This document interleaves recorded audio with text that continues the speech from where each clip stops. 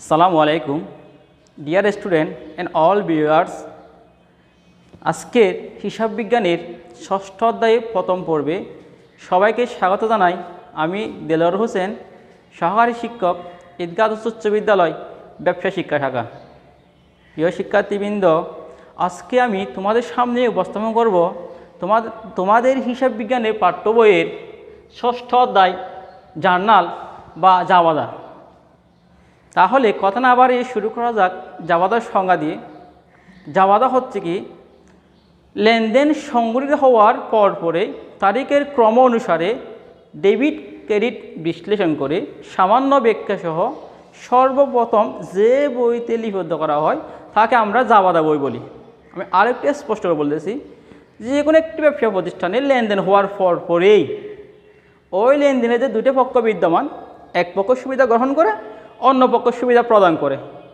সুবিধা গ্রহণকারীকে ডেবিট, সুবিধা প্রদানকারীকে ক্রেডিট বিশ্লেষণ করার পরে কেন ডেবিট করলাম, কেন ক্রেডিট করলাম, ইহার উপর ভিত্তি করে একটু ব্যাখ্যা দিয়ে আমরা একটি বইতে লিপিবদ্ধ করি। সে বইয়ের নাম জাবাদা বই। কেউ এই জাবাদা বইকে সহায়তাকারী বই বলে, আবার অনেকেই এই জাবাদাকে সাহায্যকারী বই বলে, আবার অনেকেই এই জাবাদাকে প্রাথমিক বই বলা হয়ে থাকে। সে যাই হোক, জাবাদাকে সাধারণত ভাগ করা হয়েছে 8 ভাগে। তার মধ্যে একটি গুরুত্বপূর্ণ ভাগ হচ্ছে কি সাধারণ জাবাদা। আজকে আমি তোমাদের কাছে এই প্রথম পর্বে আলোচনা করব এই সাধারণ জাবাদা নিয়ে। তাহলে আসো জেনে নিই এই সাধারণ জাবাদা কাকে বলে। সাধারণ জাবাদা হচ্ছে কি, লেনদেনগুলোকে ডেবিট এবং ক্রেডিট নির্দিষ্ট করার পরে ব্যাখ্যা সহকারে একটি ছক আকারে লিপিবদ্ধ করার প্রক্রিয়ার নাম হচ্ছে কি সাধারণ জাবাদা। সাধারণ জাবাদা পাতে গেলে আমাকে অবশ্যই ওই সম্বন্ধে কিছু নিয়ম জানতে হবে। তাহলে একটু খেয়াল করি ওই নিয়মগুলো কী হতে পারে।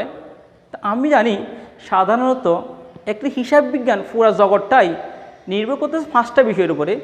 1 সম্পদ, 2 খরচ, 3 আয়, 4 দায়, 5 মালিকানা সত্ত্ব।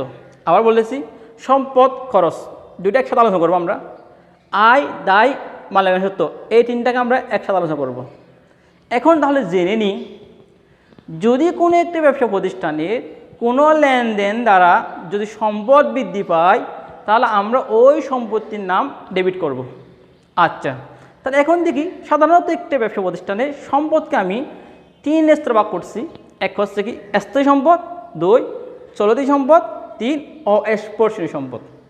ওই লেনদেন দ্বারা যদি স্থায়ী সম্পদ বৃদ্ধি হোক, চলতি সম্পদ বৃদ্ধি পেলে অথবা অস্পর্শনীয় সম্পদ বৃদ্ধি পেলে তাহলে আমরা অবশ্যই ডেবিট করব। এখন তাহলে তোমাদের কাছে প্রশ্ন আসতে পারে, স্যার ওই সম্পদ যে বৃদ্ধি পায় যে ডেবিট করব, বুঝবে কীভাবে কোনো একটি লেনদেনের সম্পদ বৃদ্ধি পাইছে? আমি বলবো, যদি কোনো কারবার প্রতিষ্ঠানের ব্যবহারের উদ্দেশ্যে যদি কোনো সম্পত্তি ক্রয় করে তাহলে আমরা বুঝে নিব তাহলে সম্পত্তি বৃদ্ধি পেয়েছে। এইরকম সম্পত্তি বৃদ্ধি পেলে আমরা ওই সম্পত্তির নামটা ডেবিট করব। আমি উদাহরণে দেখাইছি, এখানে সম্পদগুলোর মধ্যে একটা ভাগ হচ্ছে স্থায়ী সম্পদ। স্থায়ী সম্পদ আমার হতে পারে আসবাবপত্র, দালান কোঠা, যন্ত্রপাতি, অফিস সরঞ্জাম, ভূমি ইত্যাদি। যদি এই সকল সম্পত্তিগুলা ক্রয় বলে ফাঁসে, যেমন আসবাবপত্র ক্রয় করা হলো, তাহলে আমি জাবাদা করব আসবাবপত্র হিসাব ডেবিট। আবার বলি দালান কোঠা ক্রয়, যদি বলে যন্ত্রপাতি ক্রয়, অফিস সরঞ্জাম ক্রয়, ভূমি ক্রয়, তাহলে আমি কি করব এই নামগুলোকে ক্রয় বললে ওই নামটাকে আমি ডেবিট করব। আবার যদি অস্পর্শনীয় সম্পদ যদি ক্রয় করা হয় তাহলে সেই নামটাও আমরা ডেবিট করব। এই অস্পর্শনীয় সম্পদের মধ্যে আমার রয়েছে সুনাম, কপিরাইট, প্যাটেন্ট, ট্রেডমার্ক ইত্যাদি। যদি বলে সুনাম ক্রয়, যদি বলে কপিরাইট ক্রয়, যদি বলে প্যাটেন্ট ক্রয়, যদি বলা হয় ট্রেডমার্ক ক্রয়, এই সকল এন্ট্রির পাশে যখন ক্রয় লেখা থাকে তখন আমরা বুঝে নিব এই লেনদেন দ্বারা স্থায়ী সম্পদ আমার বৃদ্ধি পেয়েছে। আমি এখানেও লিখতে পারি এই সকল লেনদেন যখন ক্রয় বলবে তখন বুঝে নিব আমার এই সম্পত্তিগুলো বৃদ্ধি পাইছে, তখন আমি এই সম্পত্তির নামটাকে ডেবিট করব। এখন প্রশ্ন আসতে পারে, স্যার স্থায়ী সম্পদ অস্পর্শনীয় সম্পদ ক্রয় করলেই বৃদ্ধি পায় বুঝলাম, তাই বলি কি এই যে চলতি সম্পদ হাতে নগদ, দেনাদার, ব্যাংক জমা, প্রাপ্য বিল এগুলা কি করে করা হয়? না। তবে দেখব যে কোনো একটি লেনদেন দ্বারা যদি এই সকল সম্পত্তির নাম হাতে নগদ, দেনাদার, ব্যাংক জমা, প্রাপ্য বিল, আবার বলতেছি হাতে নগদ, দেনাদার, ব্যাংক জমা, প্রাপ্য বিল যদি বৃদ্ধি পায় তখন আমরা সেই নামটাকে ডেবিট করব। প্রশ্ন আসতে পারে, স্যার কখন বৃদ্ধি পাই, কখন বৃদ্ধি পাই? তাহলে দেখি, যদি বলা হয় কি আমি কারো কাছ থেকে টাকা পাইতাম, সেই ব্যক্তি যদি আমার কাছকে টাকা দেয় তাহলে আমার প্রতিষ্ঠান নগদ টাকা বাড়বে, তখন আমি বলবো নগদান হিসাব ডেবিট। অথবা আমি যদি নগদে কোনো ব্যক্তিকে পণ্য বিক্রয় করি তখন আমার নগদ টাকা বৃদ্ধি পায়, তাই এই জন্য করবো নগদান হিসাব ডেবিট। শুধুমাত্র নগদে বিক্রয় তা কথা নয়, 7টা মাধ্যমে আমরা পণ্যগুলো বিক্রি করতে পারি। কি কি মাধ্যম? 1 নগদ টাকায়, 2 বাকিতে, 3 চেকের মাধ্যমে, 4 বিলের মাধ্যমে। এখন বলি, যদি বলা হয় নগদে পণ্য বিক্রয়, নগদে পণ্য বিক্রি করলে নগদান হিসাব ডেবিট। আবার যদি বলা হয় কি চেকের মাধ্যমে পণ্য বিক্রয়, তাহলে আমার নগদ না বেড়ে ব্যাংক ব্যালেন্স বাড়তেছে, তাই লিখবো কি ব্যাংক হিসাব ডেবিট। আবার যদি বলা হয় কি বিলের মাধ্যমে পণ্য বিক্রয়, বিলের মাধ্যমে পণ্য বিক্রি করলে আমার প্রাপ্য বিল বৃদ্ধি পায় বলে প্রাপ্য বিল হিসাব আমরা ডেবিট করব। আবার যদি বলা হয় কি ধারে পণ্য বিক্রয়, ধারে পণ্য বিক্রি করলে যাকে বিক্রি করছি সে আমাকে টাকা দিবে, তাই তখন আমি তাকে দেনাদার হিসাব বলে ডেবিট করে দেখাবো। এরপর আসি, যদি স্থায়ী সম্পদ ও স্পট সম্পদ, চলতি সম্পদ যদি কোনো কারণে বৃদ্ধি পেয়ে যায় তখন আমরা সাধারণ জামাতের মধ্যে ওই এন্ট্রিকে ডেবিট করব। আবার যদি এই সকল সম্পত্তি যদি হ্রাস পেয়ে থাকে তখন আমরা কি করব, তাকে ক্রেডিট করব। আবার বলতেছি, এই সকল স্থায়ী সম্পদ ও স্পর্শী সম্পদ বা চলতি সম্পদ যদি বৃদ্ধি পায় ডেবিট করব। আবার যদি এই সকল সম্পত্তি সমূহ হ্রাস পেয়ে যায় তখন আমরা ওই সম্পত্তির নামটাকে ক্রেডিট করব। প্রশ্ন আসতে পারে, স্যার সম্পত্তি বৃদ্ধি বুঝলাম, কমে কখন? তখন আমি বলবো সাধারণত স্থায়ী সম্পদ আর অস্পর্শনীয় সম্পদ কমে 2টা কারণে। 1 নম্বর কারণ, যদি ওই ব্যবহৃত স্থায়ী সম্পদ যদি বিক্রয় করা হয় তাহলে আমার ওই সম্পত্তি কমে যাবে 1। 2, যদি ওই স্থায়ী সম্পদ ব্যবহারজনিত কারণে উহার প্রকৃত মূল্য হ্রাস পায়। উদাহরণ হিসেবে বলি, আমি এক সময় একটি টেবিল ক্রয় করছিলাম 10,000 টাকা দিয়ে, তাহলে আমার স্থায়ী সম্পত্তির মূল্য হচ্ছে 10,000। এখন কি করলাম, 1 বছর ইউজ করার পরে ওই সম্পত্তি বিক্রয় করলাম, টাকা পাইলাম 8,000 টাকা। এই যে প্রকৃত মূল্য 10,000 থেকে 8,000 হয়ে গেছে, 2,000 টাকা কমে গেছে, এটা হচ্ছে ব্যবহারজনিত কারণে হয়ে গেছে, এটার নাম হচ্ছে অবচয়। যদি ব্যবহারের কারণে এরকম অবস্থা হয় তাহলে স্থায়ী সম্পত্তির মূল্যও কমে যায়। যদি এরকম লেনদেন দ্বারা যদি স্থায়ী সম্পত্তির মূল্য কমে যায় তখন আমরা স্থায়ী সম্পত্তির নামটাকে ক্রেডিট করব। আচ্ছা, তাহলে বুঝলাম। তাহলে এই সকল সম্পত্তি যদি আমার বিক্রয় বলে, এই সকল সম্পত্তি অর্থাৎ স্থায়ী সম্পদ এবং অস্থায়ী সম্পদ যদি আমার বিক্রয় বলা হয় তখন আমি বুঝে নিব আমার সম্পত্তি কমে গেছে, তাহলে এই সম্পত্তির নাম ক্রেডিট করব। প্রশ্ন কীভাবে হতে পারে তা দেখি। আসবাবপত্র বিক্রয় যদি বলে এরকম আসবাবপত্র হিসাব ক্রেডিট, যদি বলে দালানকোঠা বিক্রয়, দালানকোঠা হিসাব ক্রেডিট।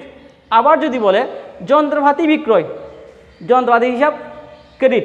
আবার বলে অফিস সরঞ্জাম বিক্রয়, অফিস সরঞ্জাম হিসাব ক্রেডিট। ভূমি বিক্রয়, ভূমি হিসাব ক্রেডিট। আবার বলে কি সুনাম বিক্রয়, সুনাম ক্রেডিট। কপিরাইট বিক্রয়, কপিরাইট ক্রেডিট। প্যাটেন্ট বিক্রয়, প্যাটেন্ট ক্রেডিট। ট্রেডমার্ক বিক্রয়, ট্রেডমার্ক ক্রেডিট।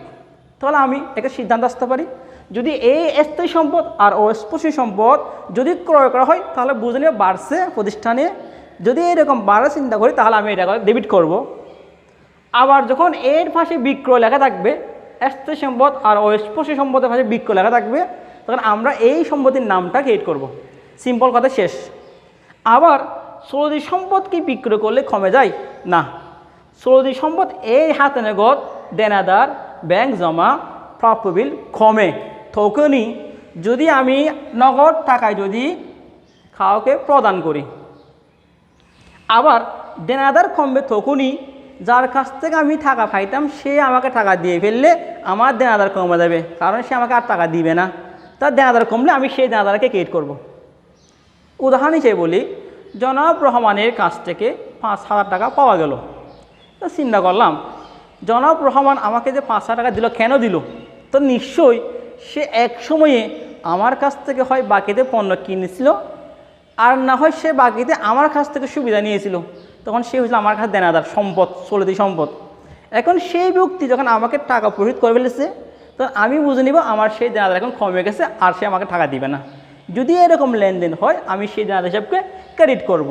আবার যদি ব্যাংক জমা ক্রেডিট করব তখনই যদি আমার ব্যাংক ব্যালেন্স কমে যায়। উদাহরণ হিসেবে বলতে পারি, 3,000 টাকার চেক দ্বারা পণ্য ক্রয় করা হলো, অর্থাৎ ক্রয় করছি, পকেটে নগদ টাকা নাই, আমি চেক দিলাম 3,000 টাকা। তাহলে 3,000 টাকা দিলে কী করবে? সে চেকটা নিয়ে আমার অ্যাকাউন্ট থেকে টাকা তুলে নেবে।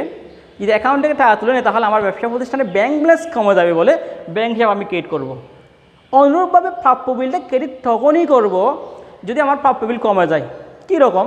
তো এর আগে আমি বিলটাকে একটু ব্যাখ্যা করি। বিল হচ্ছে কি, সাধারণত ধারা বিক্রয়ের সময় বিক্রেতা পণ্যের পরিমাণ, পণ্যের দর এবং মোট টাকা সম্বলিত একটা কাগজ প্রস্তুত করেন। সেই কাগজে ক্রেতা নির্দিষ্ট সময় পরে টাকা দিবে এই অঙ্গীকার প্রদান করে স্বাক্ষর প্রদান করলে, তাহলে এই যে কাগজ লিখছে সেই কাগজটি একটি বৈধ কাগজে পরিণত হয়। সেই কাগজটির নাম হচ্ছে বিল। আর ওই বিলের মধ্যে যে স্বাক্ষর পায় তা হচ্ছে প্রাপ্য বিল, আর যে স্বাক্ষর প্রদান করে সে হচ্ছে প্রদেয় বিল। তাহলে এখানে চিন্তা হচ্ছে কি, বিলের স্বাক্ষর দেয় কে আর পায় কে? সাধারণত বিলের স্বাক্ষর পায় বিক্রেতা, কারণ সেই বিলের টাকা ভবিষ্যতে পাবে। যে স্বাক্ষর দেয় কে? ক্রেতা, কারণ সে নির্দিষ্ট সময় পরে ওই বিলের টাকা প্রদান করবে। এখন দেখা যাচ্ছে আমি বাকিতে বিক্রয়ের সময় আমি একটা বিল তৈরি করেছিলাম, নির্দিষ্ট সময় পরে ওই ব্যক্তি এসে আমাকে টাকা পরিশোধ করে ফেলেছে, তাহলে আমি বিলটা তাকে দিয়ে দিলাম, না হয় ছিঁড়ে ফেললাম। তাহলে আমার প্রাপ্য বিল সম্পত্তি কমে গেল, সেজন্য আমি প্রাপ্য হিসাবে ক্রেডিট করব। আচ্ছা, তো আমি বলছি কি, সম্পদ যখন বৃদ্ধি পায় তখন ডেবিট, সম্পত্তি যখন হ্রাস পায় তখন ক্রেডিট। একটা এন্ট্রি শেষ। এরপর আসি খরচ নিয়ে। আমার মাথা রাখতে হবে যে সম্পত্তি যেমন বাড়লে ডেবিট করি, কমলে ক্রেডিট করি, অনুরূপভাবে খরচ ও বাড়লে ডেবিট করব, খরচ কমলে ক্রেডিট করব। এখন তাহলে আমার জানা দরকার যে খরচের এন্ট্রি কী কী হতে পারে। হতে পারে বেতন, হতে পারে মজুরি, হতে পারে পরিবহন, হতে পারে শুল্ক, হতে পারে বিজ্ঞাপন, বিমা সালামি, ক্রয়, অপ্যায়ন খরচ ইত্যাদি। আবার বলতেছি, সাধারণত পরীক্ষায় এই খরচগুলোর বাইরে দেখা যায় না, সেজন্য আমি ইম্পর্টেন্ট কতগুলো খরচের নাম লিখছি: বেতন, মজুরি, পরিবহন, শুল্ক, বিজ্ঞাপন, বিমা সালামি, ক্রয়, অপ্যায়ন খরচ। যদি এই সকল খরচের পাশে এইরকম একটি শব্দ থাকে প্রধান, অথবা এই সকল খরচের আগে যদি লেখা থাকে প্রদত্ত, তখন আমি বুঝে নিব এটা আমার খরচের এন্ট্রি। এরকম বলতে পারে বেতন প্রদান অথবা প্রদত্ত বেতন, এরকম বলতে পারে মজুরি প্রদান অথবা প্রদত্ত মজুরি। আগে বললে প্রদত্ত বলে, পরে লিখলে প্রদান বলে। প্রদত্ত বলুক বা প্রদান বলুক, এই সব এন্ট্রির পাশে যদি প্রদত্ত বা প্রদান লেখা থাকলেই আমি বুঝে নিব এটা আমার জন্য খরচ। যদি এরকম কোনো খরচ হয়ে থাকে তখন আমি এই নামটাকে ডেবিট করব। বেতন হিসাব ডেবিট, মজুরি হিসাব ডেবিট, পরিবহন হিসাব ডেবিট, শুল্ক হিসাব ডেবিট, বিজ্ঞাপন হিসাব ডেবিট, বিমা সালামি ডেবিট, ক্রয় ডেবিট, অপ্যায়ন খরচ ডেবিট। এখন দেখি যদি ক্রয়টা যদি অর্থাৎ এই খরচ যখন হ্রাস পায় তখন আমি তাকে ক্রেডিট করব। একটু জটিল বিষয় বলছি, যদি খরচটা বৃদ্ধি পায় তখন ডেবিট, বৃদ্ধি পাওয়ায় এই জিনিসটা বোঝা সহজ। কেমনি সহজ? প্রদান বা প্রদত্ত থাকলে খরচ বুঝে নিব, এটাকে ডেবিট করব। এখন হ্রাস পায় জিনিসটা সরাসরি বলবে না, এই জিনিসটা কীরকম, আমাকে একটু টেকনিক অনুসরণ করতে হবে। সেই জিনিসটা হচ্ছে কি, আচ্ছা চিন্তা করে দেখি, আমি যখন একসময় পণ্য ক্রয় করি তাহলে ক্রয়টা আমার জন্য খরচ, ডেবিট করছিলাম। দেখা যাচ্ছে কি ওই পণ্য যে কিনছিলাম সেই পণ্যের মধ্যে 5,000 টাকার পণ্য খারাপ ছিল বা নষ্ট ছিল। আজকে যদি আমি সেই পণ্যগুলো ফেরত দিয়ে দিই তাহলে আমার ক্রয়টা কমে যাবে। সাপোজ 1 লাখ টাকার পণ্য কিনছিলাম, সে 1 লাখ টাকার মধ্যে 10,000 টাকার পণ্য নষ্ট ছিল, আমি 10,000 টাকা পণ্য ফেরত দিয়ে দিলাম। ফেরত দিলে আমার এখন ক্রয় হয়ে গেছে 90,000 টাকা। এই যে ক্রয়টা কমে গেছে, আগে ছিল 1 লক্ষ, এখন হয়েছে 90,000। এই যে ক্রয়টা কমে গেছে, ক্রয় কমা মানে আমার জন্য খরচ কমা। তাহলে এই যে খরচ কমলে আমি সেই জিনিসটাকে ক্রেডিট করব। এই যে পণ্য ফেরত দিলাম তার নাম হচ্ছে কি ক্রয় ফেরত। যদি ক্রয় ফেরত লেখা থাকে অথবা বহি ফেরত ফাঁসে লেখা থাকলে তখন থাকে আমরা বলবো খরচ হ্রাস। তখনই আমরা সেই খরচটাকে ক্রেডিট করব, ক্রয় ফেরত হিসাব ক্রেডিট অথবা বহি ফেরত হিসাব ক্রেডিট। আরেকটা দেখা যায় বিনামূল্যে পণ্য বিতরণ। এবার এটাও চিন্তা করি, আমরা অনেক সময় দেখি বাজারে কিংবা দোকানে পণ্যের বিক্রেতা আসার পরে তাদের একটি পণ্য খুচরা আকারে বুক তাদেরকে কেটে দেওয়া হয় বিনামূল্যে। বলে কি, উদাহরণ দিয়ে বলি, একটি সিগারেট কোম্পানি এসে বলতেছে কি দোকানের মালিককে, যদি সে সিগারেট পান করে ধূমপান করলে তাকে বলে একটা সিগারেট কে দেখেন এই ব্র্যান্ডের, যদি ভালো লাগলে আপনি ক্রয় করতে পারেন। আবার অনেক সময় দেখা যায় বাজারের মধ্যে কুল অর্থাৎ বড়ই এর দোকানে যখন আমরা বড়ই কিনতে যাই তখন দোকানদার আমাদের বলে আপনি একটি বড়ই খেয়ে দেখেন, মিষ্টি হলে কিনেন, এরকম বলে। আবার অনেক সময় দেখা যায় কি কোনো একটি শোরুম সিঙ্গার, ওয়ালটন, লিনেক্স যে ব্র্যান্ডই হোক, যখন আমরা প্রচুর অর্থ দিয়ে একটি পণ্য কিনি তখন তার সাথে আমাদেরকে আকৃষ্ট করার জন্য অল্প দামে কিছু পণ্য আমাদের ফ্রি দিয়ে থাকে। এই যে অল্প দামে কিছু পণ্য মূল পণ্যের সাথে ফ্রি দিয়েছে, অথবা এই যে কুল একটি খাইতে দিয়েছিল, অথবা এই যে একটি সিগারেট বিনামূল্যে কেটে দিয়েছে, তখন তাকে আমরা বলবো বিজ্ঞাপন। কারণ বিনামূল্যে বিতরণ করার উদ্দেশ্য ছিল ওরা বিজ্ঞাপন দিয়ে। এইরকম যদি পণ্য বিতরণ করে তখন সেক্ষেত্রে আমি বলবো আমার এই পণ্যগুলো বিতরণ করার কারণে এক সময় যে পণ্যগুলো আমি কিনছিলাম সেই পণ্যগুলো আমার কমে গেছে, কমে যাওয়ার কারণে আমি ক্রয় হিসাবটাকে ক্রেডিট বলে দেখাবো। এটা হচ্ছে আমার খরচ হ্রাস। তা আমি আবার বলতেছি, যদি ক্রয় ফেরত বা বহি ফেরত বলে তাহলে এই নামটা হবে আমার ক্রেডিট। আবার বিনামূল্যে পণ্য বিতরণ বললে তখন আমি ক্রয় হিসাবকে ক্রেডিট করে দেখাবো, কারণ ইহার দ্বারা আমার পণ্যগুলো কমে যায়। তাহলে প্রিয় স্টুডেন্টরা, আমার দুটো জিনিস বোঝা শেষ। একটা হচ্ছে কি সম্পদ বৃদ্ধি হলে ডেবিট, অনুরূপভাবে খরচ বৃদ্ধি হলে ডেবিট। আবার সম্পদ হ্রাস পেলে ক্রেডিট, অনুরূপভাবে খরচ হ্রাস পেলে ক্রেডিট। এখন আসি আমরা আয়, দায় ও মালিকানা সত্ত্ব নিয়ে। এই তিনটা জিনিসকে আমরা এক ক্যাটাগরিতে চিন্তা করব। কীভাবে? সম্পদ খরচ যেমন একসাথে আলোচনা করছি, খরচ এবং আয়কে আমরা একসাথে আলোচনা করতেছি। যদি কোনো লেনদেন দ্বারা আয় বৃদ্ধি পায় অথবা দায় বৃদ্ধি পায় অথবা মালিকানা সত্ত্ব বৃদ্ধি পাইলে তখন আমরা ওই এন্ট্রিকে ক্রেডিট হিসেবে দেখাবো। আমি আবার বলতেছি, কোনো লেনদেন দ্বারা যদি আয় বৃদ্ধি পায় অথবা দায় বৃদ্ধি পায় অথবা মালিকানা সত্ত্ব বৃদ্ধি পায় তখন আমরা তাকে ক্রেডিট বলে দেখাবো। আবার কোনো লেনদেন দ্বারা যদি আয় হ্রাস পায় অথবা দায় হ্রাস পায় অথবা মালিকানা সত্ত্ব হ্রাস পায় তখন তাকে আমরা ডেবিট বলে দেখাবো। তাহলে একটু খেয়াল করি, আমি যে লিখলাম আয়, দায় ও মালিকানা সত্ত্ব, হ্রাস পেলে ডেবিট, বৃদ্ধি পেলে ক্রেডিট। এই জিনিসটা হচ্ছে কি সম্পদ এবং খরচের ঠিক উল্টো। ওখানে বৃদ্ধি পেলে ডেবিট, এখানে বৃদ্ধি পেলে ক্রেডিট। ওখানে হ্রাস পেলে ক্রেডিট, কিন্তু আয় দায়ের মালিকানা সত্ত্বের মধ্যে হ্রাস পেলে ডেবিট। তাহলে আসি আমার আয় বৃদ্ধি, এই জিনিসটা বুঝবো কীভাবে পরীক্ষার মধ্যে আসলে। তাহলে আমি বলছিলাম আমার আয়ের এন্ট্রি হতে পারে বিনিয়োগের সুদ অথবা ব্যাংক জমার সুদ অথবা কাউকে ঋণ দিয়েছিলাম সেই ঋণের সুদ যদি পেয়ে থাকি, অর্থাৎ সুদ প্রাপ্তি। সেই সুদটা বিনিয়োগের হোক, ঋণের হোক অথবা ব্যাংক জমার উপর হোক, যদি সুদ পেয়ে থাকি তাহলে আমরা সেই জিনিসটাকে ক্রেডিট লিখব। উদাহরণ বলি, বিনিয়োগের সুদ প্রাপ্তি লিখব বিনিয়োগের সুদ হিসাব ক্রেডিট। এখন বলতেছি কি ঋণের সুদ প্রাপ্তি, ঋণের সুদ ক্রেডিট। ব্যাংক জমার সুদ প্রাপ্তি, ব্যাংক জমার সুদ হিসাব ক্রেডিট। আচ্ছা, এর পাশে উপভাড়া প্রাপ্তি। কোনো এন্ট্রির পাশে যদি প্রাপ্তি লেখা থাকে অথবা প্রাপ্ত লেখা থাকে, প্রাপ্তি অথবা প্রাপ্ত, শুরুতে বললে প্রাপ্ত বলে, শেষে বললে প্রাপ্তি বলে। যেমন বিনিয়োগের সুদ প্রাপ্তি অথবা প্রাপ্ত উপভাড়া, প্রাপ্ত বলুক বা প্রাপ্তি বলুক, যাই বলুক না কেন, কোনো এন্ট্রি ফাঁসে এই দুই শব্দের কোনো একটি শব্দ থাকলেই তো আমরা সেইটাকে আয় বলে বিবেচনা করব। তাহলে আয় হলে সেটা আমার ক্রেডিট। তো বলতে পারি ঋণের সুদ প্রাপ্তি, ঋণের সুদ ক্রেডিট। কমিশন প্রাপ্তি, কমিশন ক্রেডিট। শিক্ষানবিশ সালামি, শিক্ষা ইসলামী হিসাব ক্রেডিট ইত্যাদি। এখন এরপর আসবো আয় হ্রাস। এখানে যেমন খরচ হ্রাসের মধ্যে একটু ব্যতিক্রমভাবে চিন্তা করতে হয়েছিল, অনুরূপভাবে আমার আয় হ্রাস একটু ব্যতিক্রমভাবে চিন্তা করতে হবে। কীভাবে? এক সময় যদি আমি পণ্য বিক্রয় করি তাহলে বিক্রয় করে টাকা পাওয়া যায় বিদায় সেই বিক্রয় হচ্ছে আমার আয়। আবার বিক্রয়কৃত পণ্যর কিছু অংশ যদি নষ্ট হয় সে নিশ্চয়ই আমাকে পণ্যগুলো ফেরত দিবে। যদি পণ্যগুলো আমাকে ফেরত দিয়ে দেয় তাহলে আমি যে 1 লাখ টাকার পণ্য বিক্রয় করছিলাম সেই বিক্রয়টা কমে গিয়ে 90,000 টাকা হয়ে গেছে। তাহলে বিক্রয় ছিল আমার 1 লক্ষ টাকা, এটা আমার আয় ছিল বৃদ্ধি।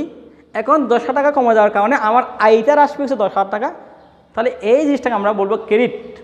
সেটা হচ্ছে কি বিক্রয় ফেরত অথবা আন্তঃফেরত। যদি এরকম বিক্রয় ফেরত লেখা থাকে তখন আমি বুঝে নিব এটা হচ্ছে আমার জন্য আয়টা হ্রাস। আয় হ্রাস পেলে আমার জন্য হবে ডেবিট, অর্থাৎ বিক্রয় ফেরত হিসাব ডেবিট। আর বিক্রয় ফেরতের অপর নাম হচ্ছে কি আন্তঃফেরত। আমরা আন্তঃফেরত বলতে পারি, আন্তঃফেরত হিসাব ডেবিট। প্রিয় শিক্ষার্থীরা, এখন আসি আমরা দায়ের ক্ষেত্রে। তো আমরা তো জানি দায় মানে হচ্ছে কি প্রতিষ্ঠানিক মালিকের কাছ থেকে তৃতীয় কোনো ব্যক্তি বা প্রতিষ্ঠান যদি টাকা পায় তখন তাকে আমরা দায় বলি। আমি আরেকটা কথা বলে ফেলি, অঙ্ক করার সময় আমাদের মাথা রাখতে হবে যে সব সময় ওই প্রতিষ্ঠানের যে নাম থাকবে মালিক, সেই মালিকটা হলাম আমি। অর্থাৎ মালিকের কাছ থেকে টাকা পাই তার মানে বুঝে নিব আমার কাছ থেকে টাকা পাই, আমি দায়ী। মালিক কারো কাছ থেকে টাকা পায় তাহলে বুঝে নিব আমি অন্যের কাছ থেকে টাকা পাই, অর্থাৎ আমার জন্য সম্পদ। এবার চিন্তা করে দেখব। এখন দেখি তাহলে দায়ের ক্ষেত্রে পাওনাদার প্রদেয় বিল। পাওনাদার যখন বৃদ্ধি পায়, প্রশ্ন আসতে পারে পাওনাদার কখন বৃদ্ধি পায়? সাধারণত পাওনাদার বৃদ্ধি পায় দুইটা কারণে। একটা হচ্ছে কি ধারে পণ্য ক্রয় করলে। আমি প্রতিষ্ঠানের মালিক, আমি যদি বাকিতে অন্য একটা প্রতিষ্ঠান থেকে পণ্য ক্রয় করি তাহলে যতদিন পর্যন্ত টাকাগুলো আমি তাকে প্রদান করি নাই ততদিন পর্যন্ত আমি তার কাছে দায়ী। সে তার নাম হচ্ছে কি পাওনাদার।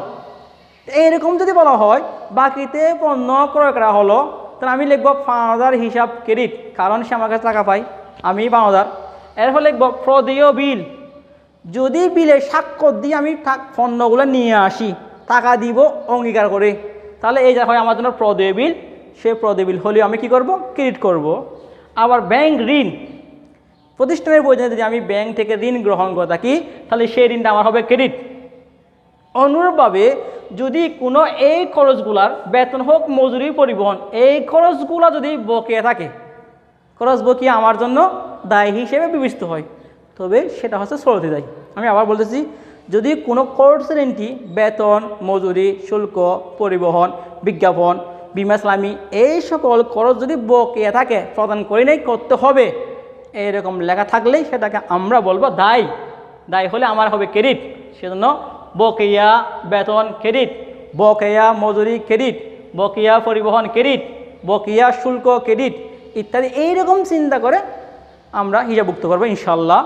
এরপরে আসি, যদি কোনো আয়ের এন্ট্রি অগ্রিম হলে তা আমার আয় হতে পারে উপভাড়া, বিনিয়োগ, বিনিয়োগের সুদ, ঋণের সুদ, কমিশন প্রাপ্তি, শিক্ষা ইসলামী এই সকল এন্ট্রি যদি আমি অগ্রিম নিয়ে নিই চলতি বছর সাথে আগামী বছর তাও নিয়ে নিই তখন আমরা বলবো সেই আয়টা আমার অগ্রিম। এইরকম আয় অগ্রিম হলে আমার জন্য ক্রেডিট করতে হবে। উদাহরণ হিসেবে বলি, কমিশন অগ্রিম নেওয়া হলো, তাহলে অগ্রিম নিলে আমার জন্য হবে এটা ক্রেডিট, এটা হবে আমার অগ্রিম কমিশন হিসাব ক্রেডিট। আবার যদি কি উপভাড়া অগ্রিম নেওয়া হলো, অগ্রিম উপভাড়া হিসাব ক্রেডিট। এই প্রক্রিয়া আমরা লেনদেনটা হিসাবভুক্ত করবো ইনশাল্লাহ। আচ্ছা, এরপরে আসি দায় হ্রাস। বলছিলাম দায় যখন বৃদ্ধি পায় অর্থাৎ পাওনাদার প্রদেয় বিল ব্যাংক ঋণ বকেয়া খরচ আয় অগ্রিম যখন বৃদ্ধি পায় তখন সেই এন্ট্রিটাকে আমরা ক্রেডিট করতে হয়। আবার ওই সকল দায় যখন হ্রাস পেয়ে যায় কোনো কারণে তখন আমি সেই দায়ের নামটাকে করব ডেবিট। কখন বুঝবো যে আমার এই দায় হ্রাস পেয়েছে? আমি তাহলে বলি, যদি লেখা হয় উপরের, যদি উপরের গুলো অর্থাৎ এই দায়ের নামগুলা পরিশোধ করা হলে তখন আমি বুঝে নিব আমার দায়টা কমে গেছে। উদাহরণ হিসেবে বলি, আমার কাছ থেকে কেউ টাকা পাইতো, এখন আজকে গিয়ে কী করলাম তাকে টাকাগুলো দিয়ে ফেললাম, তাহলে আমার দায়টা কমে গেছে। যদি এরকম 5,000 টাকা পরিশোধ করা হয় তাহলে 5,000 হিসেবটা আমরা ডেবিট করব, কারণ ওই 5,000 এখন আমার আর নাই। অনুরূপভাবে যদি প্রদেয় বিলের টাকা প্রদান করে ফেলি এখন তাহলে আমার প্রতি বিল নামক দায়টা কমে যাবে। অনুরূপভাবে ব্যাংক ঋণ যদি আজকে আমি পরিশোধ করে ফেলি তাহলে ব্যাংক ঋণ আমার কমে যাবে, তাহলে আমার দায়টাও কমবে, তখন সেই নামটা আমি ডেবিট করব। ব্যাংক ঋণ ডেবিট, প্রতি বিল ডেবিট, ফাওয়াদের ডেবিট। কখন করব? যদি ওই দায় পরিশোধ করা হয়ে থাকলে, পরিশোধ এরকম বললে। আবার বলতে পারি যদি কোনো খরচ বকেয়া ছিল সেই খরচ যখন বকেয়াটা যখন খরচে পরিণত হয়ে যায়, পরিশোধ করা হয়, তখন সেটাও আমরা কি ডেবিট হিসেবে লিখবো। প্রিয় শিক্ষার্থী, তাহলে এখন আসি মালিকানা সত্ত্বে। একটা জিনিস আছে, সেটা হচ্ছে কি মালিকানা সত্ত্ব। আচ্ছা, মালিকানা সত্ত্ব সাধারণত প্রতিষ্ঠানে বাড়তেও পারে আবার কমতেও পারে। আমরা একটি সূত্রের মধ্যে দেখছিলাম মালিকানা সত্ত্ব বাড়ে সাধারণত দুইটা কারণে। একটা হচ্ছে যদি কোনো কারণে প্রতিষ্ঠানের আয় হয় তাহলে মালিকানা সত্ত্ব বৃদ্ধি পায়। আবার কোনো লেনদেন দ্বারা যদি বিনিয়োগ বলা হয় তাহলে সেই বিনিয়োগ হলেও আমার মালিকানা সত্ত্ব বাড়ে। আবার দুইটা কারণে মালিকানা সত্ত্ব কমে যায়, সেটা হচ্ছে কি যদি কারবার থেকে মালিক নিজ প্রয়োজনে উত্তোলন করে, সেই উত্তোলনটা নগদ হোক কিংবা পণ্য হোক, পণ্য উত্তোলন করুক কিংবা নগদ টাকা উত্তোলন করুক, তাহলে উত্তোলন করলেই নিজ প্রয়োজনে মালিকানা সত্ত্ব হ্রাস পায়। আবার আরেকটা কারণে কমে, সেটা হচ্ছে যদি খরচ বৃদ্ধি পায়, খরচ হলেই মালিকানা সত্ত্ব হ্রাস পায়। তাহলে এখন দেখি কিছু লেনদেন আছে এইরকম। আমরা জানি কি একটা ব্যবসা প্রতিষ্ঠান আর মালিক, ধরলাম এটা হচ্ছে দেলোয়ার অ্যান্ড সন্স কোম্পানি প্রতিষ্ঠানের নাম, আর আমি দেলোয়ার প্রতিষ্ঠানের মালিক। আমাদের মাইন্ডে রাখতে হবে যে প্রতিষ্ঠানের মালিক আর ব্যবসা প্রতিষ্ঠান সম্পূর্ণ একটা ভিন্ন জিনিস, পৃথক জিনিস, আলাদা সত্তা তাদের। এখন দেখা যাচ্ছে যদি আমি মালিক, এর কাছ থেকে যদি প্রতিষ্ঠান কোনো সুবিধা গ্রহণ করে, আমি আবার বলতেছি মালিক আর প্রতিষ্ঠান ভিন্ন জিনিস, তাদের সত্তা পৃথক আলাদা। কারণ আমি মালিক হতে যদি ওই প্রতিষ্ঠান কোনো সুবিধা গ্রহণ করে, প্রতিষ্ঠানের সুবিধা গ্রহণ করলে তখন আমি মূলধন বলেই ক্রেডিট করে দেখাবো। আমি যদি বলি 2,000 টাকা দিয়ে অথবা 2 লক্ষ টাকা দিয়ে ব্যবসা আরম্ভ করা হলো, এই যে ব্যবসা করতেছি সেই ব্যবসার মধ্যে আমি মালিক 2 লক্ষ টাকা প্রদান করলাম, তাহলে প্রদান করেছি ব্যবসাকে, ব্যবসা পাইছে, সেজন্য বলবো এটা আমার মূলধন হিসাব ক্রেডিট, কারণ এই 2 লক্ষ টাকা সুবিধাটা প্রতিষ্ঠানে নিয়েছে। আবার যদি আমি মালিক ওই কারবার থেকে কোনো সুবিধা গ্রহণ করি তাহলে আমি লিখব উত্তোলন হিসাব ডেবিট। আবার বলতেছি প্রতিষ্ঠান থেকে মালিক সুবিধা নিলে তখন আমরা বলবো উত্তোলন ডেবিট। কখন উত্তোলন ডেবিট বলবো? যদি আমি মালিক কারবার থেকে নগদ টাকা উত্তোলন করি নিজের প্রয়োজনে, অথবা পণ্য উত্তোলন করে নিয়ে আসি, বাড়িতে নিয়ে যাই, তখন আমি লিখব উত্তোলন হিসাব ডেবিট। আরও হতে পারে, সেটা হচ্ছে কি যদি মালিকের পার্সোনাল করের টাকা যদি কারবার থেকে নিয়ে দিই, যেমন আয়কর। আয়কর হচ্ছে মালিকের ব্যক্তিগত আয়ের উপর কর। সেই মালিকের আয়করটা মালিকের পকেট থেকে দেওয়ার কথা, মালিকের পকেটে টাকা না থাকলে সে যদি ওই টাকা কারবার থেকে নিয়ে প্রদান করে তখন বুঝে নিব আমি মালিক এই কারবার থেকে সুবিধা নিয়েছি, তখন আমি উত্তোলন হিসাব ডেবিট করব। অনুরূপভাবে জীবন বীমা প্রিমিয়াম প্রদান করা হলো বললে, জীবন বীমা প্রিমিয়াম মানে হচ্ছে মালিকের জীবন রক্ষাতে যে বিমা করা হয় সেটাও মালিকের পার্সোনাল খরচ। এই পার্সোনাল খরচ যদি কারবার থেকে টাকা নিয়ে প্রদান করি তখন আমি বলবো উত্তোলন হিসাব ডেবিট। আমি আরও বলতে পারি এভাবে, আমার ছেলের স্কুলের বেতন আমি পকেট থেকে দেওয়ার কথা, কিন্তু ছেলের স্কুলের বেতনটা আমি দিলাম কারবার থেকে টাকা নিয়ে, তখন আমি লিখবো উত্তোলন হিসাব ডেবিট। তাই আমরা সিদ্ধান্ত আসতে পারি মালিক সুবিধা নিলে উত্তোলন ডেবিট, মালিক প্রতিষ্ঠানকে সুবিধা দিলে তাহলে মূলধন হিসাব ফিরে কেটে দেখাবো। আজকে আমাদের বেসিক ক্লাস এই পর্যন্তই। ইনশাল্লাহ আমরা আগামী ক্লাসে এই বেসিক ক্লাসের ভিত্তি করে আমরা একটি সাধারণ জামাত প্রস্তুত করব। ততদিন তোমরা ভালো থাকবা। আল্লাহ হাফেজ। আসসালামু আলাইকুম রহমতুল্লাহ বরকাতুহু। All the best.